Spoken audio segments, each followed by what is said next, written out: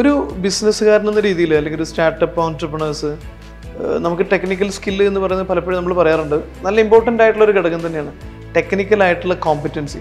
അതോടൊപ്പം കുറച്ച് കാര്യങ്ങൾ നിങ്ങൾ വേഗം ഒരു ബിസിനസ് റൺ ചെയ്യാൻ ആവശ്യമായിട്ടുള്ള ഏറ്റവും ഇമ്പോർട്ടൻ്റ് ആയിട്ടുള്ള കോർ കോമ്പറ്റൻസീസ് കുറച്ച് നേടിയെടുക്കുന്നത് വളരെ നല്ലതാണ്. അതിൽ പ്രധാനമായിട്ടും ഒന്നെന്താണ്, പീപ്പിൾ മാനേജ്മെൻറ്റ് സ്കില്ലാണ്. ഒരു ബിസിനസ്സുകാരൻ എന്ന രീതിയിൽ നിങ്ങളുടെ പീപ്പിൾ മാനേജ്മെൻറ്റ് സ്കില്ല് നിങ്ങളുടെ ബിസിനസ്സിൻ്റെ വളർച്ചയിലെ ഏറ്റവും പ്രധാനപ്പെട്ട ഘടകമാണ്. രണ്ടാമത്തെ ഒരു കാര്യമാണ് ലീഡർഷിപ്പിനോടൊപ്പം തന്നെ ഇമ്പോർട്ടൻ്റ് ആണ് സെയിൽസ് സ്കില്ല്. അപ്പോൾ നമുക്ക് ഇനീഷ്യലി നമുക്കറിയാം നമുക്ക് സെയിൽസ്മാൻമാരൊന്നും ഉണ്ടാവില്ല. അപ്പോൾ നമ്മൾ തന്നെയായിരിക്കും പലപ്പോഴും ക്ലയൻസിൻ്റെ അടുത്ത് മീറ്റ് ചെയ്യേണ്ടി വരിക. സോ ഒരു സെയിൽസ് സ്കിൽ എന്ന് പറയുന്നത് ഒരു ഓൺട്രപ്രണർക്ക് ഏറ്റവും അഭികാമ്യമായ ഒഴിച്ചുകൂടാൻ പറ്റാത്തതാണ്. റീസെൻ്റായിട്ട് ഒരാൾ പറഞ്ഞത് കേട്ടു, അസിം പ്രേംജി, കഴിഞ്ഞ കുറച്ച് മാസങ്ങൾക്ക് മുമ്പ്.